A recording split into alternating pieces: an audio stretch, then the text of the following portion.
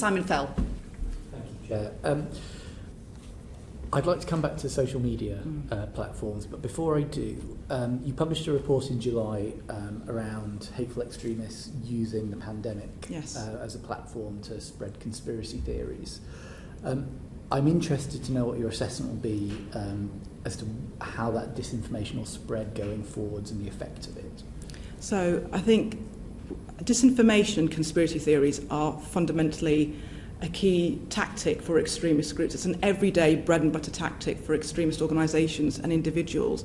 Social media have amplified conspiracy theories in a way that we've just never seen before. So if you look at, say, the Great Replacement theory, that was a theory around 20 years ago that was very much confined to the fringes of our society. That has now become a mainstream conspiracy theory, not only in our country, but in many other parts of the world, and has directly contributed inspiring terrorists to carry out terrorist attacks. If you look at now QAnon, that's another conspiracy theory. How that's now infiltrating into the UK, and how more and more people are being exposed to conspiracy theories and disinformation. So it's a tactic used by extremists to spread extremist narratives and extremist propaganda.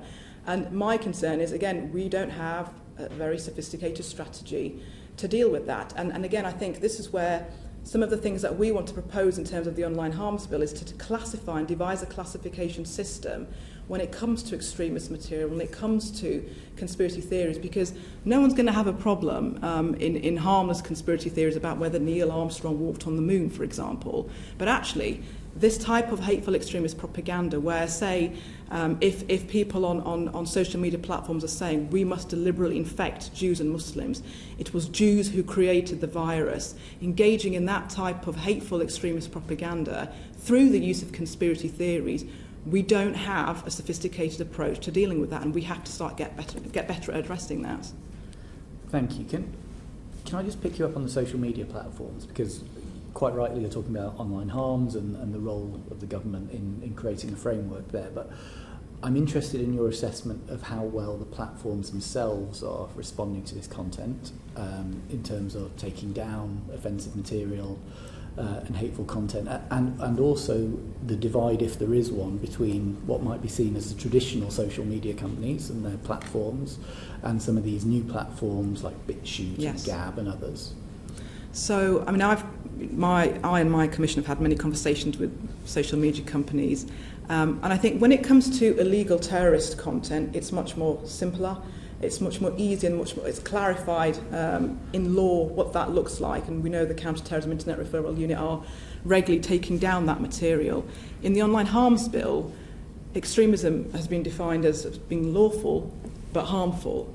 Like I said earlier, I don't see any policy proposals in dealing with that.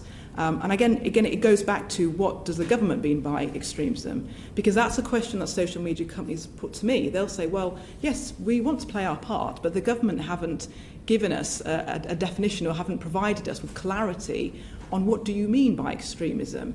And so again, they put that back to the government and say, it's your problem, you're not telling us what that looks like and what we should be actually, what kind of material it is that we should be taking down. So I think we've got to overcome that. We shouldn't give any room for social media companies to evade their responsibility of responding to this type of material. I mean, that's why we are doing the legal review, because I said earlier, I think some of this material, which is currently classed as lawful, should be made illegal.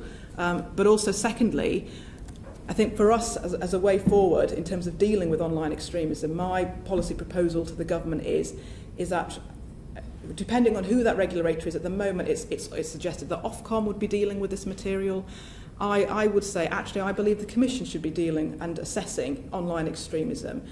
We want to put together a very transparent and rigorous classification system. So if you think of something like the classification system for drugs, I think that's something that needs to do with extremist material, because using just a single definition on its own is not going to be helpful, because there's such a diversity of extremist material out there.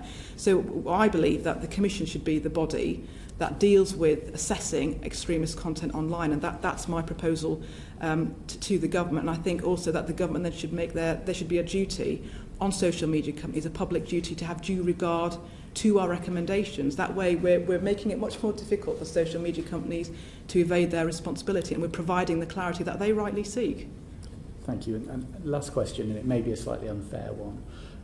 Just in terms of the platforms themselves, is your assessment that they are willing to engage if government takes that step forward, or are some of them which badge themselves as freedom of speech platforms, or whatever the terminology may be, are they less willing to take that step? So I think the mainstream platforms are willing to engage. The alternative platforms that you're referring to, they boast about the fact that they are less regulated, that they are free from any type of censorship. I think we are going to struggle with those platforms. So I think recognising that difference is really important. Thank you.